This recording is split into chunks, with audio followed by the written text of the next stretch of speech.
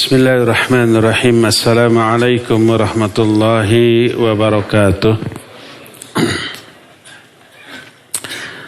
Alhamdulillahilladzi arsala rasulahu bil huda wa dinil haqq liyudhhirahu 'alad dini kullihi walau karihal musyrikun. Wa asyhadu an la ilaha illallah wahdahu la syarika lah. Wa asyhadu anna Muhammadan abduhu wa rasuluh sallallahu alaihi wa ala alihi wa ashabihi wa sallama tasliman mazida wa ba'd. Hadirin jamaah Masjid Besar Cipaganti Bandung yang Allah muliakan. Alhamdulillah kita kembali berjumpa untuk melanjutkan bahasan tentang mengenal Allah melalui Al-Asma'ul Husna. Pekan yang lalu kita sudah membahas tentang Ar-Rahman dan Ar-Rahim. Sekarang kita akan mengenal Allah melalui namanya Al-Hayyu dan Al-Qayyum. Al-Hayyu mananya yang maha hidup. Al-Qayyum artinya yang maha berdiri sendiri. Dua nama ini di dalam Al-Quran disandingkan bersamaan disebut secara beruntun di 3 ayat di dalam Al-Quran. Pertama dalam Al-Baqarah 255 atau yang kita kenal dengan ayat Kursi. Allah berfirman, Allahu la ilaha illa huwal hayyul qayyum. Allah tidak ada sesembahan yang hak selain Dia yang maha hidup dan maha berdiri sendiri. Juga dalam surah Ali Imran ayat kedua. Ayat pertamanya Alif Lam Mim. Lalu ayat keduanya Allahu la ilaha illa huwal hayyul qayyum. Sama dengan ayat Kursi tadi. Ketiga dalam surah Toha 111. Allah berfirman, wa anatil wujuhu lil hayyil qayyum. Dan tunduklah seluruh wajah kepada Al-Hayyu dan Al-Qayyum, kepada zat yang maha hidup dan maha berdiri sendiri. Inilah 3 ayat yang memuat Al-Hayyu dan Al-Qayyum secara bergandengan.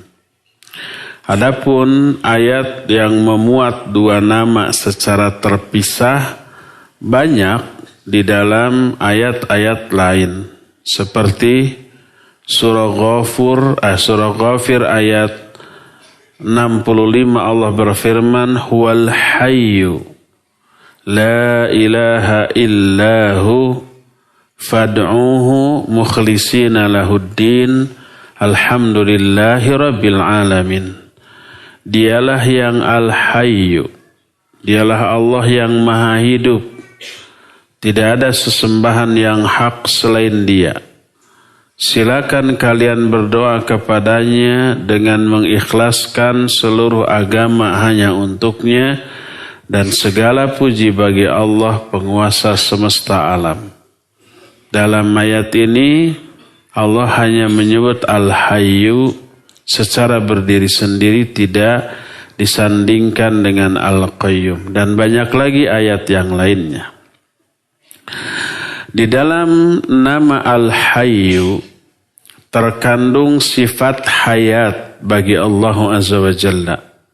Salah satu di antara sifat Allah adalah hayat, yang maha hidup dengan kehidupan yang sempurna. Makna kehidupan yang sempurna adalah kehidupannya tidak diawali oleh ketiadaan dan tidak diakhiri oleh kefanaan atau kematian. Hidupnya Allah tidak didahului oleh ketiadaan dia. Kalau kita hidup sekarang, dulunya tidak ada ya. Lalu dilahirkan baru hidup. Allah mah kehidupan dia tidak ada awalnya. Tidak didahului oleh ketiadaan. Dan tidak diakhiri oleh kefanaan. Berupa kematian. Kalau kita sekarang hidup, suatu saat pasti kita mati. Bahkan seluruh makhluk hidup. Allah berfirman, kullu nafsin dha'iqatul maut. Semua jiwa, semua makhluk yang bernyawa pasti akan mengalami kematian. Jadi pertama, kesempurnaan sifat hidup bagi Allah tidak diawali oleh ketiadaan. Kedua, tidak diakhiri oleh kefanaan. Ketiga, tidak disertai oleh kekurangan dan aib. Kalau makhluk seperti kita, hidupnya banyak kekurangan, banyak aib. Kehidupan kita disertai dengan kelemahan, disertai dengan kelelahan, disertai dengan sakit, disertai dengan kebutuhan kepada banyak hal. Butuh makan, butuh minum, butuh tidur atau istirahat, butuh sosialisasi, dan seterusnya. Itu kelemahan makhluk. Adapun sifat hidup bagi Allah tidak disertai dengan kelemahan apapun. Sifat hidup Allah tidak disertai dengan kelelahan, walaupun setiap detik Allah mengatur seluruh makhluk. Kulla yaumin huwa fi sya'an. Setiap hari Allah sibuk mengatur ini dan mengatur itu, menetapkan ini dan menetapkan itu. Tapi wa ma massana min lughub. Kami ini tidak pernah disentuh oleh kelelahan, oleh kepayahan, oleh kebosanan. Tidak seperti kita ada lelah, ada cangkel, ada kesel, ada pegel, ada singsiremen.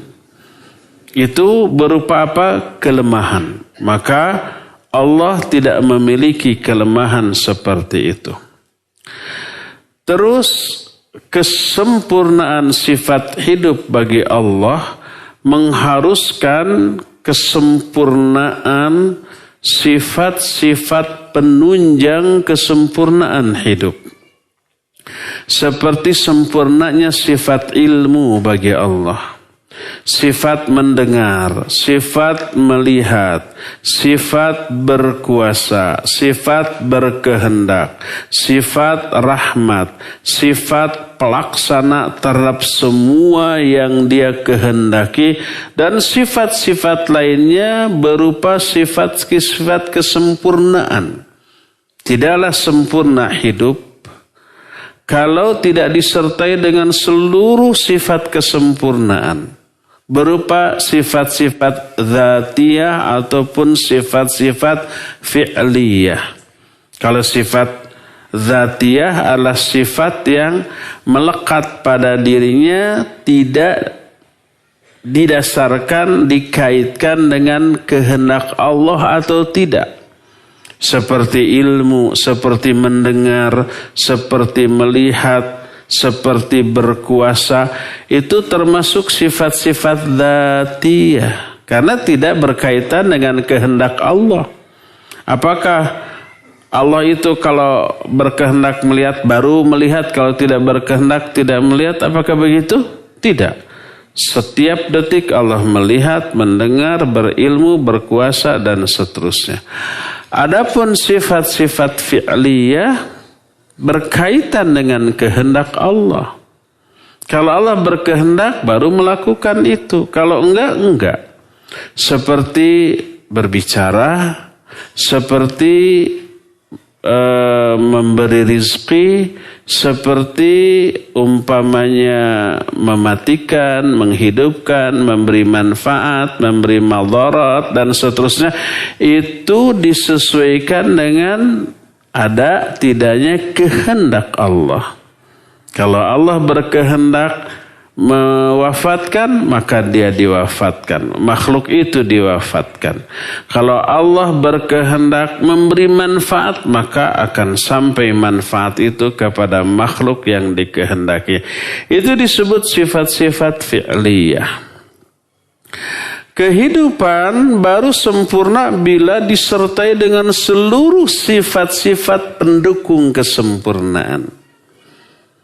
Oleh karena itulah maka zat dengan sifat seperti itu, dia maha hidup dengan kehidupan yang sempurna, dan kesempurnaan sifat hidupnya itu ditunjang, dilengkapi dengan sempurnanya sifat-sifat lain, seperti sifat mendengar, melihat, berkuasa dan seterusnya. Zat seperti itu adalah zat yang satu-satunya layak diibadahi.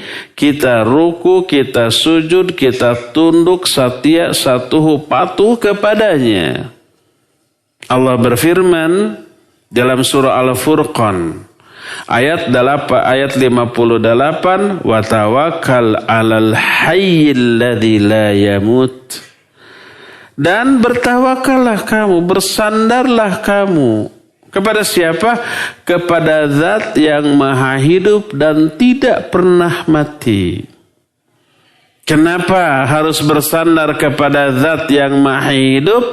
Sebab sifat hidupnya yang sempurna pasti didukung oleh sifat-sifat lainnya yang melengkapi kesempurnaannya. Sifat melihat, sifat mendengar, sifat berkuasa, sifat berkehendak, sifat mengetahui, dan seluruh sifat-sifat pendukung kesempurnaan lainnya.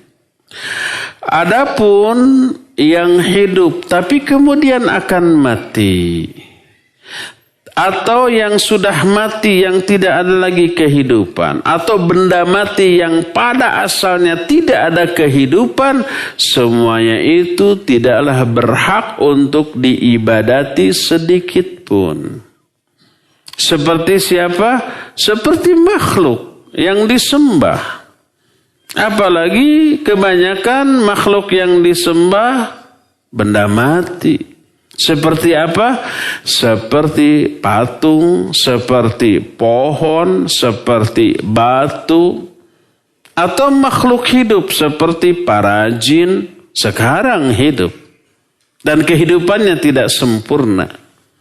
Tapi pasti suatu saat si setan dari kalangan bangsa jin itu mati. Dan selama hidupnya juga kehidupannya penuh dengan kelemahan. Setan dari kalangan bangsa jin sama dengan manusia, suka marah, suka sedih, suka depresi, suka sakit, suka mengalami penderitaan, dan pasti mati suatu saat. Jadi zat yang layak disembah adalah yang memiliki kehidupan yang sempurna, yang ditunjang dengan sifat-sifat lain yang menunjang kesempurnaannya. Allah berfirman dalam surah Ghafir 65 tadi, huwal hayyu la ilaha illahu fad'uhu mukhlishina lahuddin alhamdulillahi rabbil alamin. Dialah Allah, zat yang maha hidup, yang tidak ada sesembahan yang layak disembah selain Dia. Maka berdoalah kamu kepadanya secara ikhlas, dan segala puji bagi Allah, penguasa semesta alam. Dalam salah satu hadis, Nabi SAW pernah berdoa. Doa ini bagus untuk kita hafalkan. Doa ini doa menjelang tidur. Nabi SAW berdoa, Allahumma laka aslamtu, wa bika amantu, wa alaika tawakkaltu, wa ilaika anabtu wa bika khasamtu. Allahumma inni a'udzu bi'izzatika la ilaha illa anta an tudillani. Antal hayyul ladzi la yamut, al jinnu wal insu yamutun. Kata Allah Azza wa Jalla, kata Rasul sallallahu alaihi wasallam, Allahumma ya Allah, laka aslamtu. Hanya kepada Engkau kami Islam, kami pasrah. Pakai hanya, karena lakanya didahulukan daripada aslamtu. Tidak Allahumma aslamtu laka, tidak. Lakanya, objeknya didahulukan daripada subjek dan predikat. Masih ingat kan SPOK? Apa SPOK teh? SPOK dalam bahasa ini, subjek, predikat, objek, dan keterangan. Dalam bahasa Arab juga ada struktur seperti itu. Fi'il, fa'il, maf'ulun bih. Fi'il itu predikat, fa'il itu subjek, maf'ulun bih itu objek. Kalau dalam bahasa Indonesia subjek, predikat, objek, baru keterangan. Kalau dalam bahasa Arab susunan yang baku predikat dulu, terus subjek, terus objek. Tapi kalau objek, jadi objeknya biasanya di belakang. Kalau objeknya yang biasa di belakang, dimajukan ke depan, didahulukan penyebutannya. Subjek dan predikatnya diakhirkan, ada dua makna. Makna pertama, si objek ini berarti sesuatu yang istimewa. Dipentingkan, saking istimewa dipentingkan, didahulukan. Kedua, mengandung makna pengkhususan. Seperti iyyaka na'budu. Iyyaka objek didahulukan, na'budu subjek predikat diakhirkan. Mengandung makna hanya kepada Engkau kami ibadah. Dan engkaunya ini dipentingkan, saking dipentingkan didahulukan, iyyaka. Nah begitu juga Allahumma laka aslamtu, lakanya didahulukan daripada aslamtu. Objeknya didahulukan, disebut daripada subjek dan predikat. Allahumma laka aslamtu. Mengandung dua makna. Pertama hanya, kedua engkaunya ini dipentingkan. Ya Allah, hanya kepada Engkau aku Islam. Wa bika amantu. Dan hanya kepada Engkau kami iman. Wa alaika tawakkaltu. Dan hanya kepada Engkau aku bertawakal. Wa ilaika anabtu. Dan hanya kepada Engkau kami kembali. Wa bika khasamtu. Dan hanya karena Engkau kami bertengkar. Kami bermusuhan. Bermusuhan, membenci, bertengkar, bahkan perang, membunuh karena Allah. Maknanya untuk membela Allah dengan cara yang Allah syariatkan. Jadi semuanya ini mengandung, pertama mengandung hanya, yang kedua mengandung mementingkan Allah. Ya Allah, hanya kepada Engkau kami Islam, hanya kepada Engkau kami iman, hanya kepada Engkau aku bertawakal, hanya kepada Engkau aku kembali, hanya karena Engkau kami bertengkar atau bermusuhan. Karena ada orang yang memang layak dimusuhi, yaitu orang-orang yang memusuhi Allah, Rasulnya dan ajarannya. Kita musuh lagi. Allahumma inni a'udzu bi'izzatika. Ya Allah, sesungguhnya aku berlindung. Ini berlindungnya bukan kepada zat Allah, tapi kepada salah satu sifat Allah, izzah. Allahumma ya Allah, inni sungguhnya aku a'udzu, aku berlindung kepada siapa? Bi'izzatika. Berlindung kepada kegagahanmu. Ini menunjukkan boleh kita berlindung kepada sifat-sifat Allah. Salah satu sifat Allah adalah Al-Quran. Boleh nggak kita berlindung kepada kalimat-kalimat Allah? Iya, ada hadisnya, ada. A'udzu bikalimatillahi tammati min syarri ma khalaqa. Doa apa itu teh? Doa kalau melewati atau menetap di sebuah tempat yang diduga ada binatang buas seperti binatang beracun seperti ular, kalajengking, lipan, tarantula gitu ya. Atau ada jin jahat di sana. Yang apabila kita lewat atau kita menetap di sana diganggu ya ini a'udzu bikalimatillahi tammati min syarri ma khalaq. Hayati aku berlindung kepada kalimat-kalimat Allah yang maha sempurna dari kejahatan seluruh makhluknya.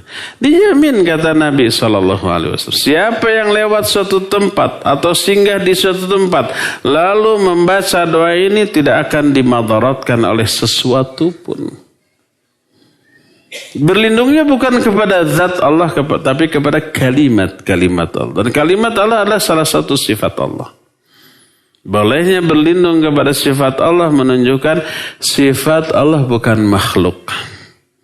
Sifat Allah adalah sifat yang melekat pada zat Allah Azza wa Jalla. Sama. Zat dengan sifat sama. Dua-duanya bukan makhluk. Allahumma inni a'udzu bi'izzatika, ya Allah, sungguhnya aku berlindung kepada kegagahanmu. La ilaha illa anta antudillani. Tidak ada sesembahan yang hak selain engkau. Antudillani, agar engkau tidak menyesatkan aku. Kalau seseorang sesat, kenapa dia sesat? Jawabnya apa? Disesatkan oleh Allah. Loh, kok Allah kalau begitu menyesatkan orang, menyesatkan hambanya zalim dong? Enggak. Siapa yang disesatkan oleh Allah itu karena keadilan Allah. Jangan karena Allah atunya yang maha sempurna, yang maha penyayang kepada hambanya. Kita aja sebagai manusia biasa yang punya banyak kelemahan, banyak berbuat zalim. Kita sebagai guru atau kita sebagai bos bertindak ke murid atau bertindak kepada bawahan. Suatu saat ada bawahan yang kita hukum, kita turunkan pangkatnya, kita ambil fasilitasnya terus atau bahkan dipecat. Minimal di SP3, SP2, SP1, SP2, SP3. Setelah itu dipecat. Kenapa kita meng-SP dia? Atau kenapa kita memecat dia? Zalim enggak? Enggak mungkin zalim. Pasti karena ada alasan. Pasti orang ini sudah macam-macam nih, ya. Ke aset perusahaan yang merugikan perusahaan tempat kita bekerja. Ini orang nggak bisa didiamkan, dihukum. Apa hukumannya? Bisa diskors, bisa fasilitas yang saya berikan kepada kamu. Sini semuanya, ya. Kapal pesiar, jet, sini semuanya. Dan apartemen 12 tingkat, semuanya diambil lagi. Kamu tinggal lagi ngontrak sekamar. Kenapa kita begitu? Pasti ada alasan. Tidak zalim. Apalagi Allah. Laisa bidzallami lil abid. Allah itu tidak pernah zalim kepada hamba-hambanya. Inni haramtu zulma ala nafsi faja'altuhu muharraman. Ya. Aku ini mengharamkan bersifat zalim terhadap diriku. Dan aku jadikan kezaliman itu sesuatu yang haram di antara kalian. Allah nggak mungkin zalim. Jadi kalau Allah menyesatkan seseorang, itu karena keadilannya. Pasti ada alasan yang Allah bisa pertanggungjawabkan. Mungkin dia itu melakukan ini sebelum dihukum oleh Allah dengan cara disesatkan. Jangankan yang begitu, orang ahli ibadah rajin, bisa Allah cabut hidayah. Kalau umpamanya dia melakukan sesuatu yang membuat layak itu hidayah diambil dari diri dia. Tidak zalim orang itu, taat, patuh, khusyuk, ikhlas, tiba-tiba dicabut hidayahnya jadi malas. Enggak mungkin Allah begitu tanpa alasan, ya. Pasti ada alasan. Mungkin dia terjerumus dalam dosa dan maksiat yang besar yang membuat Allah murka, cabut lagi itu hidayahnya. Membuat dia malas lagi untuk bangun malam tahajud, membuat dia ini malas lagi untuk baca Al-Quran. Dan itu hukuman yang sering kali tidak terasa sebagai sebuah hukuman. Kalau kita memandang hukuman itu yang menyengsarakan kita, dikasih musibah, dikasih kesulitan, sedang dihukum oleh Allah. Kan rata-rata begitu ya. Tanpa disadari, tanpa terasa, hukuman yang terberat adalah dicabutnya nikmat hidayah dari diri kita. Malas ibadah, malas ngaji, malas baca Al-Quran, malas berdoa, gak nikmat lagi di dalam sholat, merasa jauh dari diri Allah. Itu hukuman terberat. Tapi orang yang mengalaminya tidak merasa sedang dihukumnya, yang penting happy, senang. Uang banyak, ya di bank, punya orang. Fasilitas juga masih kita miliki, sehat walafiat, kawan-kawan juga baik-baik saja, happy, tidak merasa sebagai orang yang sedang dihukum oleh Allah. Paling-paling memang tahajud sudah dilewat tuh, gitunya. Dah sholat berjamaah oke kedodoran atau ya, pas qomat baru wudu, ya, pas wudu mules lagi. Akhirnya ke WC dulu. Pas beres wudu, imam sudah salam. Itu hukuman dari Allah Azza wa Jalla. Jadi berdasarkan hal itulah maka kalau orang sesat, disesatkan oleh Allah. Maka kita berlindung kepada Allah agar Allah tidak menyesatkan kita. Siapa yang sudah disesatkan oleh Allah, enggak ada seorang pun yang bisa beri hidayah. Wa may yudlil fala hadiyalah. May yahdihillah fala mudhillalah wa may yudlil fala hadiyalah. Siapa orang yang sudah diberi hidayah oleh Allah, enggak ada seorang pun yang bisa menyesatkannya. Tapi siapa orang yang disesatkan oleh Allah, tak ada seorang pun yang bisa memberikan hidayah kepadanya. Makanya kalau kita dakwah, sejelas apapun penjelasan kita, terang benderang, lailuha kanahariha, saking terangnya, malamnya bagikan siangnya. Jelas, jentre, acas, tandas, tegas, atra. Penjelasan kita segamblang itu tuh. Tapi kalau orang itu sudah disesatkan oleh Allah, angger bakal sesat. Tetap saja bakal berada di atas kesesatan. Nggak akan ada orang yang bisa memberikan hidayah kepadanya. Tetap anti, tetap menentang, tetap benci kepada dakwah ini. Nah, kalau menemukan orang seperti itu sudah. Tanggung jawab kita hanya menyampaikan. Siapa yang iman, alhamdulillah. Siapa yang kufur, ajin. EGP. Emang gue pikirin. Termasuk Rasul SAW oleh Allah dikatakan, innaka la tahdi man ahbabta, walakin Allah yahdi man yasha. Engkau, hai Muhammad, gak bisa memberikan hidayah kepada orang yang engkau cintai. Tapi Allah lah yang akan memberikan hidayah kepada orang-orang yang Allah kehendaki. Innallaha huwa a'lamu biman dhalla an sabilihi wa huwa a'lamu bil muhtadin. Allah lebih tahu siapa orang yang layak disesatkan dan siapa orang yang layak diberi hidayah. Kalau guru di sekolah ada murid pas kenaikan kelas ngenog maneh di dia. Apa ngenog itu? Bertelur kamu di sini. Maknanya kamu nggak naik kelas, tinggal tetap di sini. Itu zalim bukan si guru? Bukan. Guru tidak menaikkan anak ini pasti alasan, ada alasan. Apa alasannya? Nilainya menyala.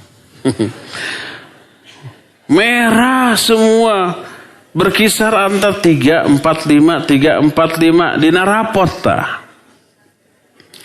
Apakah guru memberikan nilai 345 di rapot itu karena sentimen kepada murid? Bukan, karena zalim. Saya sebel ke orang tuanya nih, anaknya nih. Apakah begitu? Enggak. Karena memang hasil ulangan. Dikasih soal, ya, soalnya 10, salahnya 12. Gimana mau memberi nilai bagus? Kepada orang seperti itu, ya nilainya. Ini menunjukkan orang nggak serius. Si murid itu nggak serius ketika belajar, ya, sering mabal, sering kabur, ya, dikasih PR lebih baik dijiwir, disetrap daripada ngerjain, kan begitu. Terus akhirnya tidak naik kelas. Zalim nggak tuh si guru? Enggak. Itu guru tuh manusia yang mungkin banyak melakukan kesalahan. Apalagi Allah Azza wa Jalla. Kalau ada hambanya yang disesatkan itu bukan karena kezalimannya. Kita berlindung kepada Allah dengan membaca doa ini. Kata Rasul sallallahu alaihi wasallam, Allahumma a'udzu bi'izzatika la ilaha illa anta an tudillani. Ya Allah, aku berlindung kepada kegagahanmu yang tidak ada ilah yang sebenarnya kecuali Engkau, agar Engkau tidak menyesatkan aku. Antal hayyul ladzi la yamut. Engkaulah zat yang maha hidup yang tidak akan mati. Wal jinnu wal insu yamutun. Sedangkan jin dan manusia semuanya mati. Jin mati, jangan dianggap jin gak mati. Karena mati, ya, dan semua yang berkaitan dengan kematian dialami oleh jin seperti kita. Sakit, ya, terluka gitu, stres, depresi, ada rasa takut. Karena itu jin punya rasa takut. Salah satu yang ditakutinya adalah manusia. Sebenarnya mereka takut ke kita. Coba kalau ada jin menampakkan diri, di mana? Di tempat keramaian? Bukan, pasti di tempat sepi, di kuburan, di hutan gitu, jelek gitu. Ada orang lewat. Apa yang terjadi? Ngilang. Bukan mengejar, bukan. Ngilang. Ngilang, ngumpet. Ini, oh kemana dia? Gitu ya. Itu menunjukkan apa? Takut. Cuma kita nggak tahu. Akhirnya Pak takut-takut. Dua-duanya deg-degan. Ikhwan, afan, maju lagi. Yang di belakang juga maju lagi agar yang di luar bisa masuk. Ahwat juga tolong maju lagi. Hadis tersebut muttafaqun alaih, diriwayatkan oleh Imam Bukhari dan Imam Muslim dengan sanad yang sahih. Itulah makna al-hayyu, kehidupan yang sempurna. Kehidupan yang tidak dibarengi oleh kelemahan, tidak diakhiri oleh kematian, tidak diawali oleh ketiadaan. Adapun nama Al-Qayyum menunjukkan adanya sifat qayyumiyah bagi Allah Azza wa Jalla. Qayyumiyah ini mencakup dua. Dia berdiri sendiri dan dia membuat selain dirinya menjadi banyak. Maksudnya banyak, ada, bergerak, hidup, beraktivitas. Jadi di dalam Al-Qayyum mengandung dua hal. Pertama, kesempurnaan sifat ghina bagi Allah Azza wa Jalla. Makna ghina adalah tidak butuh pihak lain. Dia berdiri sendiri dan tidak membutuhkan bantuan, tunjangan dari yang lainnya. Allah berfirman dalam surah Fatir ayat 15. Ya ayyuhan nas antumul fuqara'u ilallah wallahu huwal ghaniyul hamid. Hai manusia, kalian adalah orang-orang fakir kepada Allah. Fakir itu orang-orang yang sangat butuh kepada Allah. Sedangkan Allah ghani dan hamid. Ghani itu yang tidak membutuhkan. Wallahu ghaniyun 'anil alamin. Allah itu ghani terhadap seluruh alam. Mana ghani terhadap alam adalah tidak membutuhkan apapun dari alam ini, enggak. Langit, bumi, kursi, arsy, apalagi manusia, jin, binatang. Allah enggak butuh terhadap semuanya. Termasuk ibadah yang kita lakukan, Allah enggak butuh kepada ibadah kita. Jangan beranggapan kalau Allah diibadati oleh kita tambah kuat, tambah berkuasa. Kalau kita enggak ibadah Allah melemah. Enggak. Allah enggak butuh kepada ibadah kita sehebat apapun ibadah kita. Terus kenapa tuh Allah nyuruh ibadah? Untuk kepentingan kita. Karena apa? Karena Allah sayang kepada kita.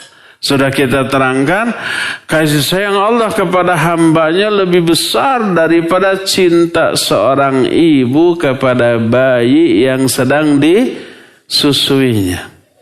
Coba di sini ya yang sudah laku dan sudah sukses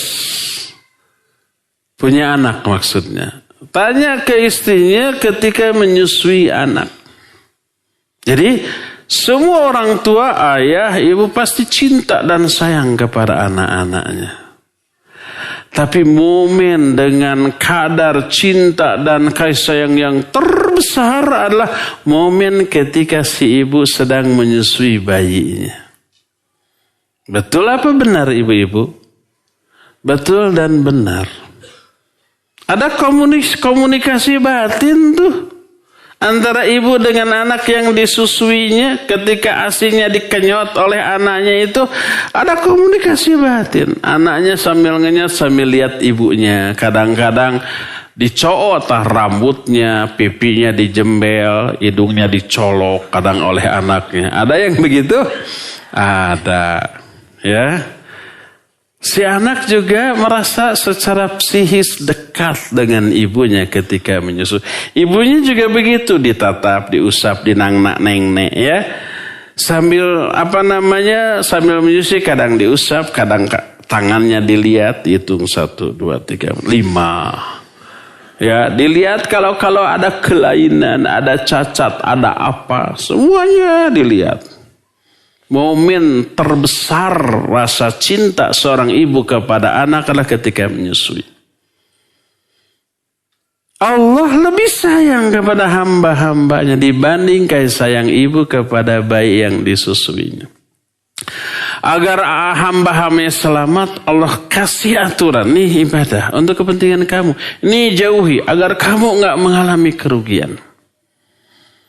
Jadi Allah maghaniyun 'anil alamin. Dalam salah satu hadis qudsi, hadisnya sahih riwayat Imam Muslim, berkata Rasul sallallahu alaihi wasallam, "Innakum lan tablughu dharri fatadurruni wa lan tablughu naf'i fatanfa'uni." Sesungguhnya kalian tidak akan bisa memberikan madarat yang memberi kerugian kepadaku. Dan kalian tidak akan bisa menyampaikan manfaat yang memberi manfaat kepadaku. Apapun caranya. Kita ibadah sehebat mungkin, sekhusus, seikhlas mungkin sampai nangis darah kepada Allah Azza wa Jalla. Gak ada manfaatnya bagi Allah. Allah nggak teruntungkan dengan hebatnya ibadah kita. Dan tidak terugikan dengan syiriknya manusia kepada Allah. Enggak. Ibadah hanya untuk kepentingan manusia. Syirik dan kufur, bid'ah dan maksiat hanya merugikan pelakunya. Tidak berpengaruh apa-apa sedikit pun kepada Allah Azza wa Jalla. Itulah yang pertama. Kenapa Allah berdiri sendiri? Karena sifat Ghani yang maha sempurna. Allah gak butuh apa-apa dari makhluknya. Nah, dari memahami sifat Ghani ini kita punya bekal untuk memahami sifat lain. Seperti istiwanya Allah di atas arsy. Jangan difahami, oh kalau begitu Allah butuh arsy. Keliru, bertolak belakang dengan sifat Ghani Allah. Enggak, Allah enggak butuh arsy. Oh kalau itu Allah itu bertumpu pada arsy. Enggak juga. Karena sifat Allah ketika istiwa di atas arsy berbeda dengan sifat makhluk yang istiwa di atas benda lain. Oh kalau begitu arsy-nya lebih gede daripada. Enggak juga. Keliru orang yang berpemahaman demikian. Poin kedua yang terkandung di dalam qayyumiyah Allah. Poin pertama kan Allah Ghani. Allah enggak butuh apapun dari makhluk. Kedua, kamalu qudratihi wa tadbirihi li hadhil makhluqat.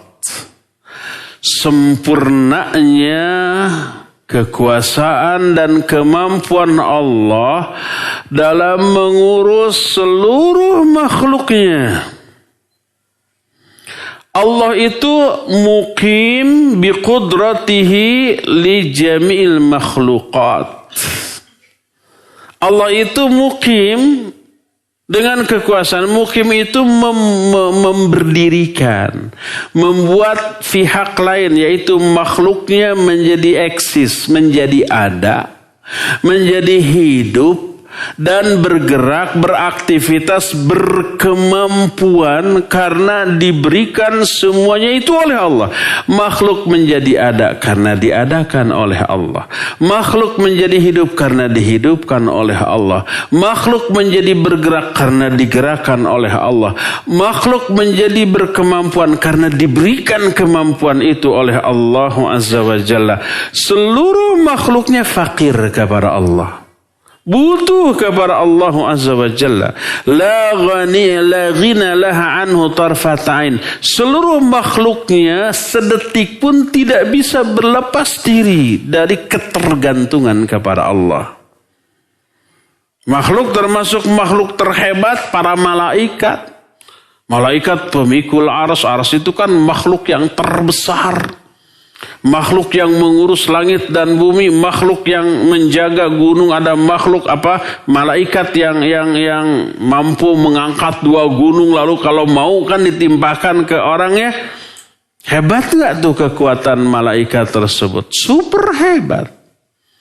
Padahal itu bukan yang terhebat, makhluk penjaga gunung yang menawarkan diri, minta engkau hai Muhammad kepada Allah agar Allah menyuruh aku mengangkat kedua gunung, ditimpakan kepada mereka. Itu bukan malaikat terhebat itu, tapi itu sudah luar biasa. Siapa yang ngasih kemampuan itu kepada mereka? Allah Azza wa Jalla. Tanpa diberi kemampuan mereka nggak akan memiliki kemampuan itu. Jadi la ghina laha anhu tarfata'in. Makhluk sedetik pun tidak bisa berlepas diri ketergantungannya kepada Allah. Termasuk arsy Allah, makhluk terbesar. Termasuk kursi Allah, terbesar kedua. Termasuk langit, bumi, gunung, pohon-pohon, manusia, hewan. Seluruhnya bergantung kepada Allah tanpa bisa berlepas diri walaupun sedetik. Nah, lalu Allah menyadarkan akal, fikiran, hati manusia. Allah berfirman dalam surah Ar-Ra'd 33. Afaman huwa qa'imun ala kulli nafsin bima kasabat wa ja'alu lillahi syuraka qul sammuhum. Tuh. Kata Allah, kalau ada huruf alif, huruf istifham dengan fa. Afaman huwa qaimun. Ini berkaitan dengan ayat sebelumnya. Apakah Allah yang qaimun, yang membuat seluruh jiwa itu bisa melakukan seluruh aktivitasnya? Apakah dia yang layak disembah atau yang lainnya? Wa ja'alu lillahi syuraka, tapi manusia menjadikan syarikat, tandingan, sekutu bagi Allah. Kata Allah, qul, katakan olehmu, sammuhum, terangkan sifat-sifat sesembahan kalian kepada kami.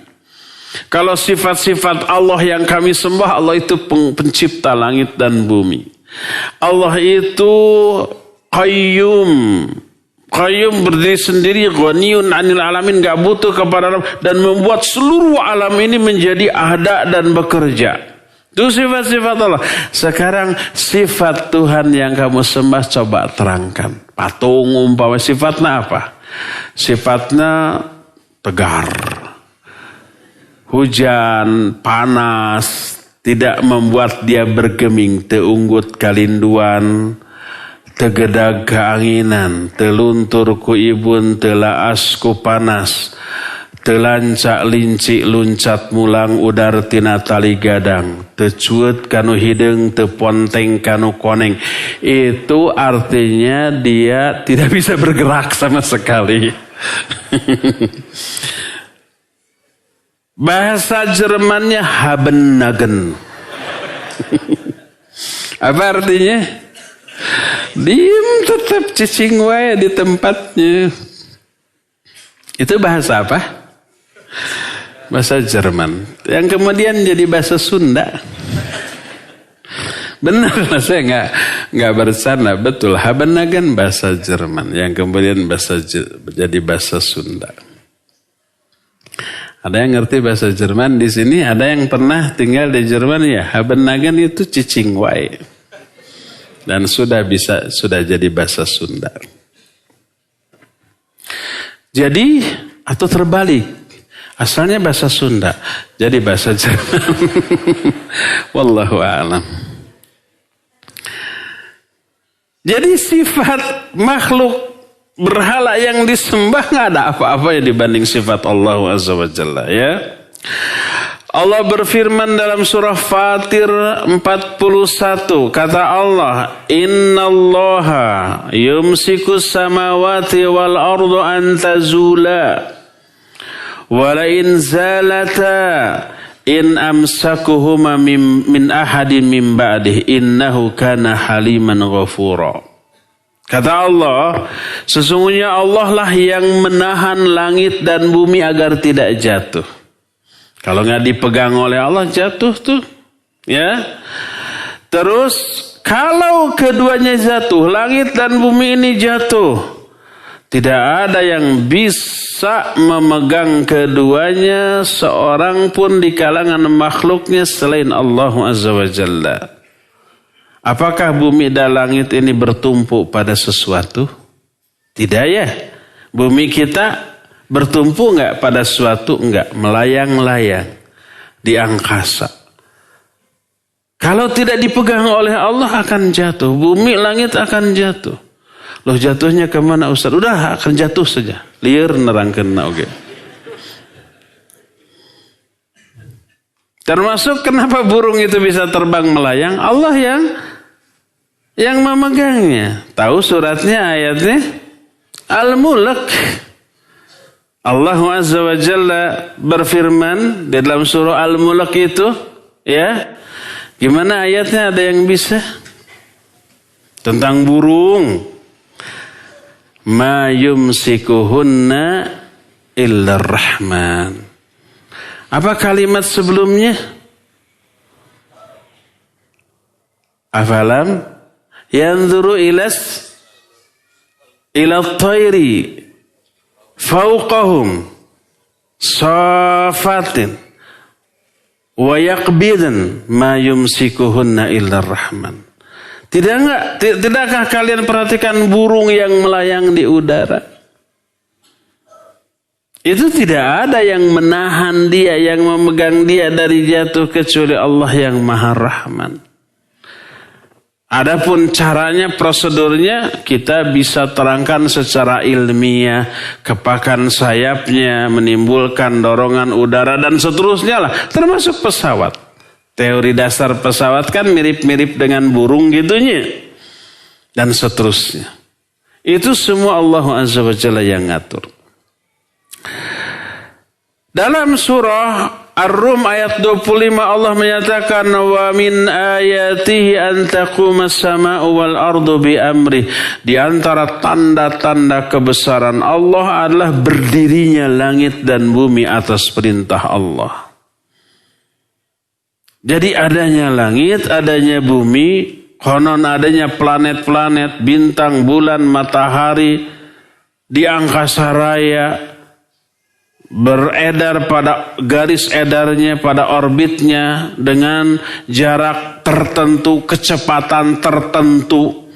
Semuanya itu simultan, semuanya itu berkaitan, semuanya itu teratur dengan keteraturan yang sempurna. Sedikit saja umpamanya jaraknya bergeser, melebihi dari jarak yang normal, sedikit saja garis edarnya melenceng, akan bertubrukan satu sama lain. Itu berlangsung entah berapa juta tahun sejak itu diciptakan sampai sekarang sampai nanti. Siapa yang ngatur? Allahu Azza wa Jalla. Dan ayat-ayat yang semakna dengan ini amat sangat banyak.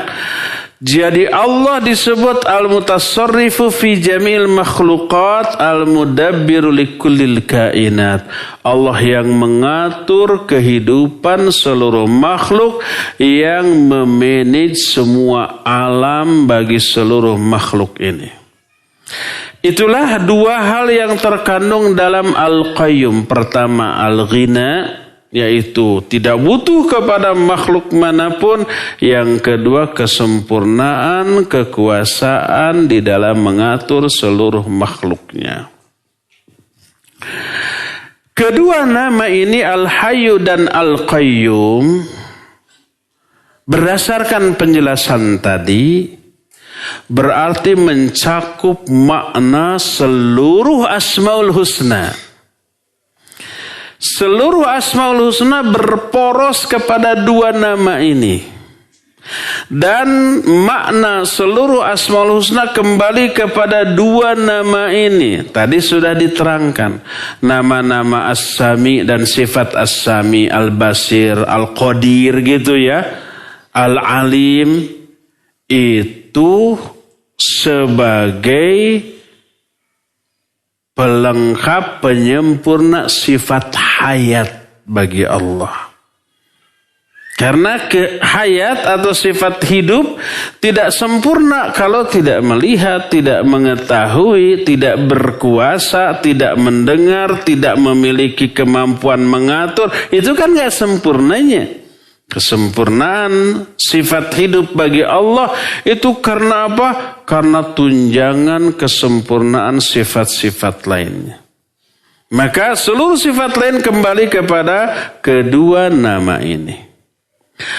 Kalau Al-Hayyu mencakup seluruh sifat dzatiyah, kalau Al-Qayyum mencakup seluruh sifat fi'liyah.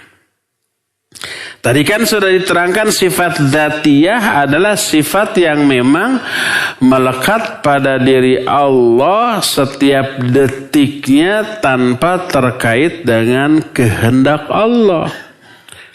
Seperti Allah berilmu, Allah melihat, Allah mendengar, Allah berkuasa, itu mah tidak berkait dengan kehendak Allah. Tapi sifat-sifat fi'liyah terkait dengan kehendak Allah. Kalau Allah berkehendaki, Allah lakukan. Kalau enggak, Allah enggak lakukan. Seperti memberi rizki, seperti mengasihi, menyayangi, seperti yang menghidupkan, mematikan, seperti memberi manfaat atau memberi madarat, seperti menahan sesuatu atau memberi sesuatu, itu sifat fi'liyah karena berkaitan dengan apa tadi? kehendak Allah Subhanahu wa ta'ala. Berdasarkan hal ini, maka siapa orang yang berdoa kepada Allah dengan menyebut dua sifat dan dua nama ini, ya Al-Hayyu dan Al-Qayyum, pasti diijabah oleh Allah Azza wa Jalla. Karena dua sifat ini mencakup makna dari sifat-sifat lainnya. Berkata Imam Ibnu Qayyim rahimahullahu ta'ala, yang beliau jelaskan dalam kitab Zadul Ma'ad fi Hadi Khairil Ibad. Kata beliau, fa inna sifatal hayat mutadamminatun li jami' sifatil kamal mustalzimatun laha, wa sifatul qayyumiyah mutadamminatun li jami' sifatil af'al. Walihadza kana ismullahil a'zam alladhi idza du'iya bihi ajaba wa idza su'ila bihi a'ta wa huwa ismul hayyul qayyum. Kata Imam Ibnu Qayyim, sesungguhnya sifat hayat mencakup seluruh sifat-sifat kesempurnaan yang melekat pada diri Allah. Dan sifat qayyumiyah mencakup seluruh sifat-sifat fi'liyah. Oleh karena itu, dua nama ini adalah dua nama teragung bagi Allah, yang bila seseorang berdoa dengan menyebut dua nama ini pasti dikabul oleh Allah, dan siapa orang yang meminta kepada Allah dengan menyebut dua nama ini pasti permintaannya itu akan diberikan. Kedua nama ini adalah Al-Hayyu dan Al-Qayyum. Maka kalau kita mau diijabah doa kita sebut ya Hayyu ya Qayyum, urzuqni ya Hayyu ya Qayyum, zawijni maratan ukhra. Contohnya itu. Kenapa ketawa? Berkata Imam Ibnu Qayyim, yang faham aja yang ketawa. Ismullahil a'zam fi hatainil ayatain, Ayatul Kursi wa Fatihati Ali Imran listismaliha ala sifatil hayat al-mutadamminah li jami' sifat wa sifatil qayyumiyah al-mutadamminah li jami'il af'al. Nama Allah yang agung, yang paling agung, terdapat dalam dua ayat ini. Ayat pertama ayat Kursi, ayat kedua ayat surah Ali Imran ayat yang kedua. Karena kedua nama ini mencakup sifat hayat yang di dalamnya mencakup seluruh sifat-sifat dzatiyah, dan sifat qayyumiyah yang di dalamnya mencakup seluruh sifat-sifat fi'liyah. Berkata masih siapa nama Imam Ibnu Qayyim rahimahullah ketika menerangkan dampak dari doa yang menyebut dua nama ini. Kata beliau ketika menyebut dampak doa, ya Hayyu ya Qayyum birahmatika astaghits fi daf'i hadzal da'i munasibatun badi'ah. فإن الصفات الحياة متضمنة لجميع صفات الكمال مستلزمة لا وصفات القيومية متضمنة لجميع صفات الأفعال. Doa ya Hayyu ya Qayyum birahmatika astaghits, wahai yang maha hidup, wahai yang maha berdiri sendiri, dengan rahmatmu aku minta pertolongan kepadamu. Di dalam doa ini ada kekuatan untuk menolak seluruh penyakit, dan sifat-sifat hayat mencakup seluruh sifat sempurna yang melekat pada diri Allah, dan sifat qayyumiyah mencakup seluruh sifat-sifat fi'liyah. Dalam salah satu hadis yang terdapat dalam kitab Sunan Abu Daud dan Sahih Abi Hatim secara marfu, makna secara marfu teh sampai kepada Nabi SAW. Ini ucapan Nabi. Beliau bersabda, Ismullahil azam fi hatainil ayatain wa ilahukum ilahu wahidun la ilaha illa huwa rahmanur rahim wa Fatihatu Ali Imran alif lam mim Allahu la ilaha illa huwal hayyul qayyum. Kata Rasul sallallahu alaihi wasallam, nama Allah yang paling agung terdapat dalam dua ayat ini. Pertama Al-Baqarah 163. Ilah kalian adalah ilah yang satu. Tidak ada sesembahan yang sebenarnya kecuali Dia yang Rahman dan Rahim. Itu ayat pertama. Kedua, surah Ali Imran ayat yang kedua, Allahu la ilaha illa huwal hayyul qayyum. Masih dalam kitab Sunan At-Tirmidzi dan Sahih Ibnu Hibban dari Anas, ada orang yang berdoa. Kedengaran oleh Rasul sallallahu alaihi wasallam. Rasul mengomentari doa orang ini diijabah. Apa doa orang itu? Orang ini berdoa, Allahumma inni as'aluka bi anna lakal hamdu la ilaha illa antal mannan badi'as samawati wal ard ya dzal jalali wal ikram ya hayyu ya qayyum. Itu doanya. Allahumma ya Allah, sesungguhnya aku minta kepada Engkau yang bagimu segala puji. Tidak ada sembahan yang hak selain Engkau yang Al-Mannan. Al-Mannan itu Maha Pemberi karunia. Badi'as samawati walad, pencipta langit dan bumi. Wahai Dzal Jalali wal Ikram, pemilik kemuliaan dan kegagahan. Ya Hayyu ya Qayyum, wahai yang Maha hidup dan Maha berdiri sendiri. Itu muqaddimah doanya. Sebelum orang itu meminta, isi doanya. Mendengar itu Nabi SAW berkomentar. Laqad da'allaha biismihil azam alladhi idha du'iya bihi ajab wa idha su'ila bihi a'ta. Orang ini sudah berdoa kepada Allah dengan menyebut nama Allah yang paling agung, yang bila dia berdoa kepada Allah dengan menyebut nama ini, Allah pasti akan ijabah doanya. Bila dia meminta kepada Allah dengan menyebut nama ini, Allah pasti kasih permintaannya. Hadis ini riwayat Imam At-Tirmidzi, dan Imam At-Tirmidzi menyatakan hadis ini sahih. Diperkuat dengan hadis riwayat Imam At-Tirmidzi di riwayat yang lain diterima dari Anas bin Malik radhiyallahu an. Kata Anas, kana Nabi sallallahu alaihi wasallam idza qarabahu amrun qala ya hayyu ya qayyum bi rahmatika astaghits. Kata Anas, adalah Nabi sallallahu alaihi wasallam bila ditimpa kesulitan. Dibaca doa ini. Kita kan sering ya mengalami kesulitan. Beliau bila ditimpa satu masalah, beliau berdoa, ya hayyu ya qayyum bi rahmatika astaghits. Wahai yang hidup dan berdiri sendiri, dengan rahmatmu aku meminta pertolongan kepadamu. Ya.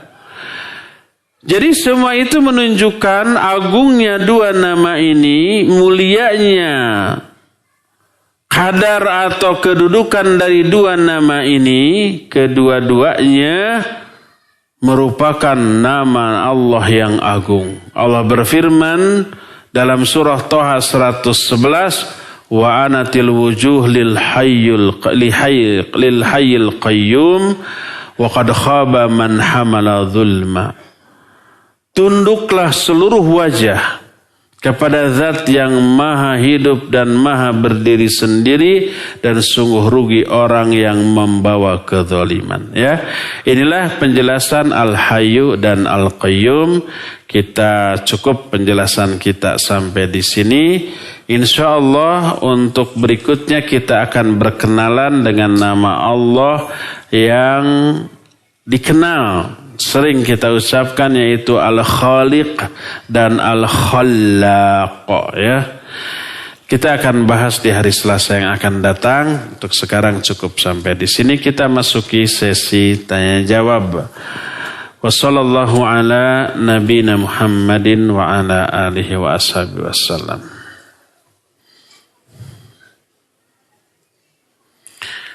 Assalamualaikum Ustaz. Waalaikumsalam warahmatullahi.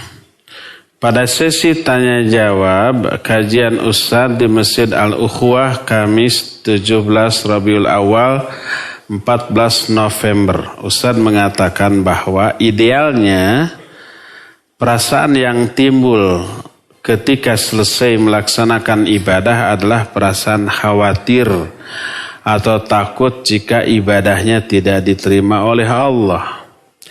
Jika memang demikian, kapan dan dalam bentuk seperti apa perasaan tenang dan kelezatan kita dalam menikmati ibadah itu? Iya, ibadah kita harus dibarengi dengan 3 hal.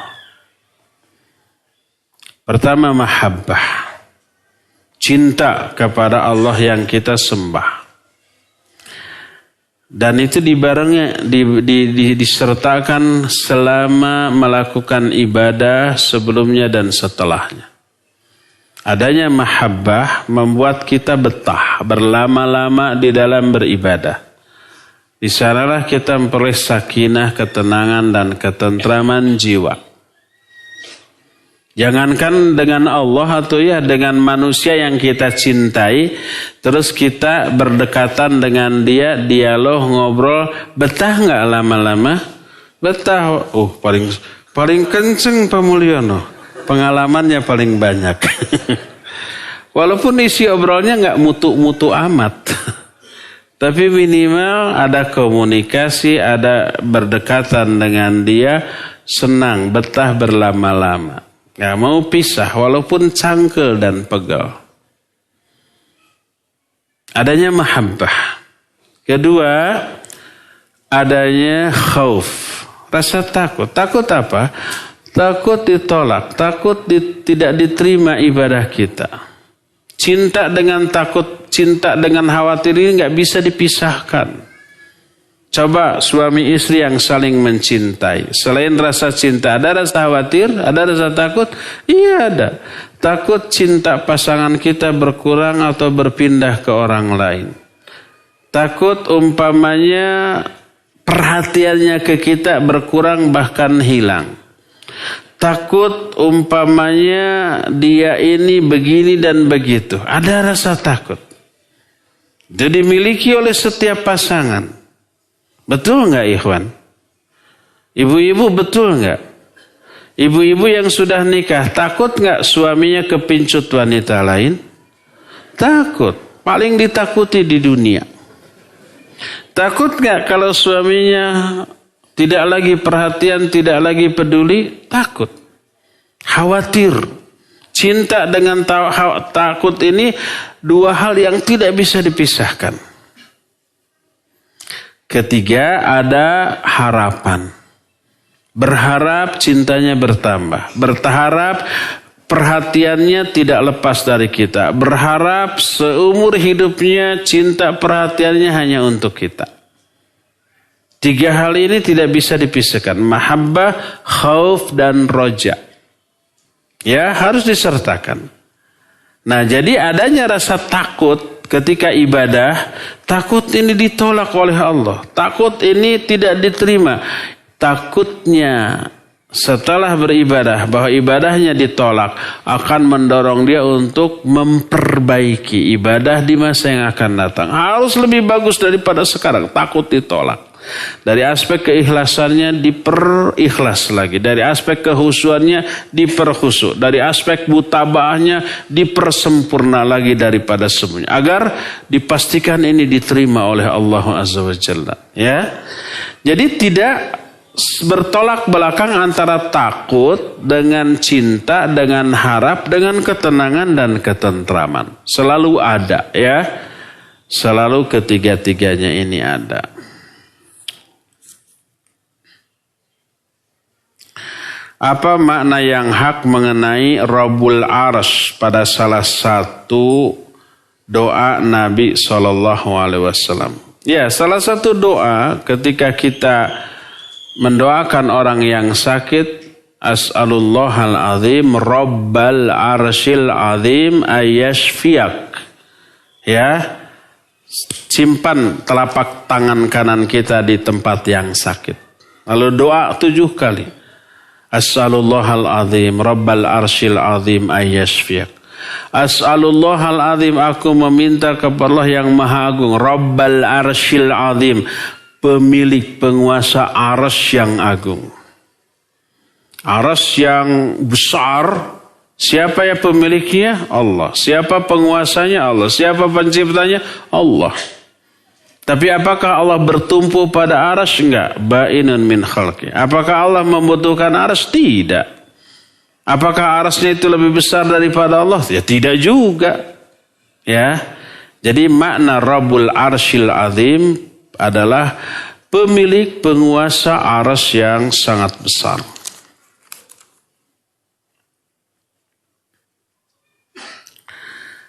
Ustaz, saya memasukkan anak saya ke SMA Sunnah, akan tapi suami saya tidak setuju.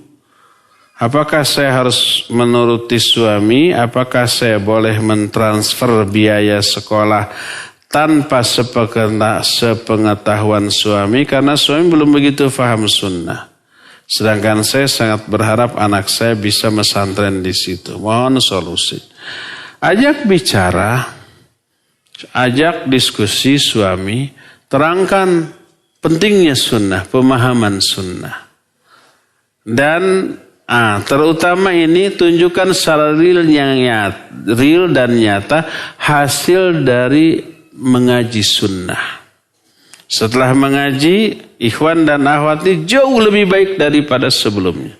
Lebih sayang kepada saudara, kepada keluarga, kepada pasangan, lebih perhatian, ya. Lebih baik, mulia dan akhlaknya, lebih segala-galanya. Sehingga orang-orang melihat perubahan akhlak dari segala segi yang lebih baik pada diri kita setelah mengaji. Lalu salut, kamu kok berubah, dulu nggak begitu, dulu pelit, sekarang dermawan, dulu malas, sekarang rajin, dulu mah jutek, sekarang menjadi ramah tamah. Dulu mah nggak perhatian ke orang, sekarang perhatian banget. Kenapa kamu begitu? Ini hasil ngaji. Oh, ngajinya di mana? Di Cipaganti. Seperti itu. Akhirnya dia simpati, tertarik. Nah, anak kita kalau disekolahkan di sekolah ini juga guru-gurunya ngaji sama dengan saya, akan mendidik anak didiknya seperti hasilnya insya Allah. Maka orang akan tertarik.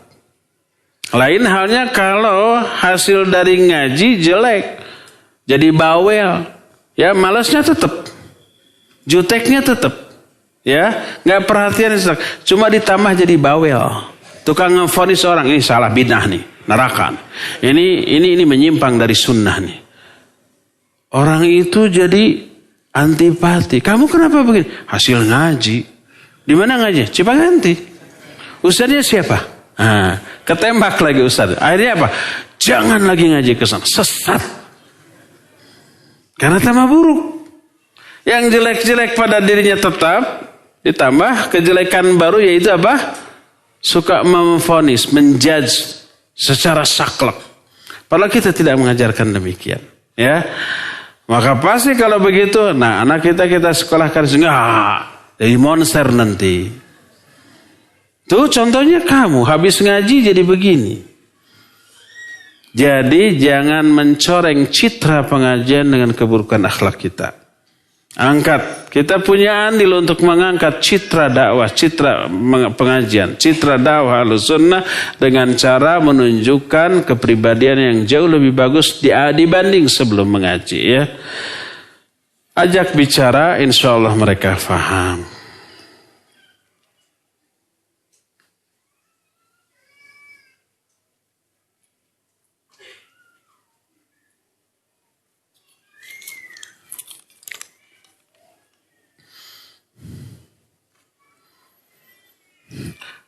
bagaimana pendapatmu tentang doa Asmaul Husna susunan fulan? Ana tidak tahu siapa. Pendapatku tentang buku ini belum tahu yang mana, Bu. Apakah yang dia maksud Mahmud Abdul Razak? Saya juga tidak tahu. Kalau Syekh Abdul Razak saya tahu. Tapi kalau buku doa Asmaul Husna itu maknanya adalah ini fikih Asmaul Husna susunan Syekh Abdul Razak bin Abdul Muhsin Al-Abbad, iya, ini yang sedang kita bahas. Mungkin itu terjemahannya, wallahu a'lam. Ya, coba lihat nanti. Ustadz, orang tua sering umroh, tapi senang dengan jalan-jalan ke negeri kafir dan masih melakukan riba. Usia orang tua sudah uzur, tapi masih sibuk dengan urusan dunia. Apakah ini tanda-tanda kasih Allah atau ujian Allah? Saya doakan setiap sholat agar orang tua husnul khotimah dan dapat hidayah. Sudah benarkah doa saya? Ketika umroh itu bagus. Ketika jalan-jalan ke negeri kafir itu buruk. Kita sudah jelaskan hukum liburan, jalan-jalan, menghabiskan uang ke negeri kafir pada hukumnya haram. Pertama ada larangan la tusyaddur rihal illa ilal masajidi thalatha. Tidak boleh tusyaddur rihal. Tusyaddur rihal itu artinya mengadakan perjalanan yang memayahkan. Berhari-hari mengeluarkan uang yang amat sangat banyak. Tidak boleh, kecuali ketiga masjid. Masjidil Haram, Masjidil Aqsa, dan Masjid Nabawi dan Masjidil Aqsa. Selain ketiga itu tidak boleh. Ya. Kedua, memberi keuntungan ke negeri kafir. Memberi devisa. Kita bayar nggak mengajukan visa? Iya. Itu bayar, memberi keuntungan. Ketiga, kita bisa terkontaminasi dengan kehidupan lingkungan negeri kafir, teracuni dari segala segi. Pulang dari negeri kafir, pulang ke negerinya ke Indonesia, membawa kebiasaan buruk kawan-kawan yang dikunjunginya di negeri kafir. Maka bertumpuk-tumpuk keburukan itu, ya. Boleh pergi ke negeri kafir dengan beberapa syarat yang sudah kita terangkan, ya. Itunya buruk. Jadi ketika umrohnya bagus, ketika jalan-jalan ke negeri kafirnya adalah buruk. Termasuk sibuknya dengan urusan dunia adalah sebuah keburukan. Apalagi usia sudah uzur, mestinya sudah berpikir akhirat. Dunia ini pasti ditinggalkan. Orang yang mati maka harta kekayaannya menjadi milik ahli waris.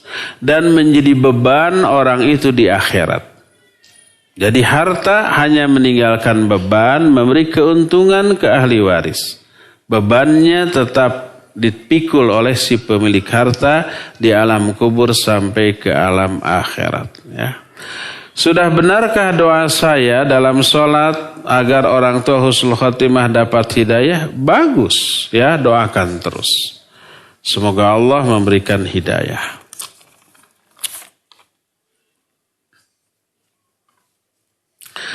Ustadz, pada usia berapa ditiupkan ruh pada janin? Pada usia 120 hari. Jadi berapa bulan? 4 bulan, ya. 4 bulan. Jadi pertama menjadi dalam bentuk alaqah, dalam bentuk nutfah 40 hari, ya. Kemudian dalam bentuk alaqah 40 hari, kemudian dalam bentuk mudghah 40 hari. Setelah 3 kali 40 hari itu diutuslah malaikat, dicatat 4 poin dan ditiupkan ruh. 3 kali 40. Berapa? 120 hari. Bagi 30. Berarti 4 bulan.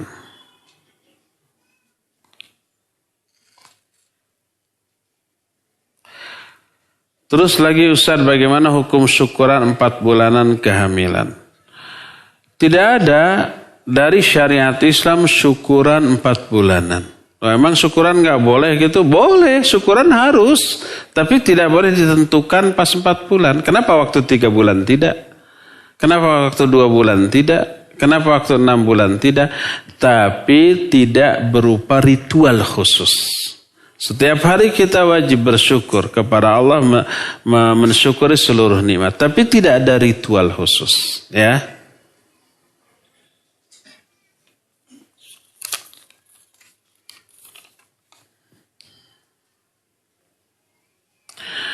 Ana mau menanyakan makna kami dalam Al-Quran yang dimana itu menunjukkan tentang Allah Ta'ala. Apa makna kami dalam Al-Quran? Maknanya Allah dengan nama-namanya atau ada penjelasan lain?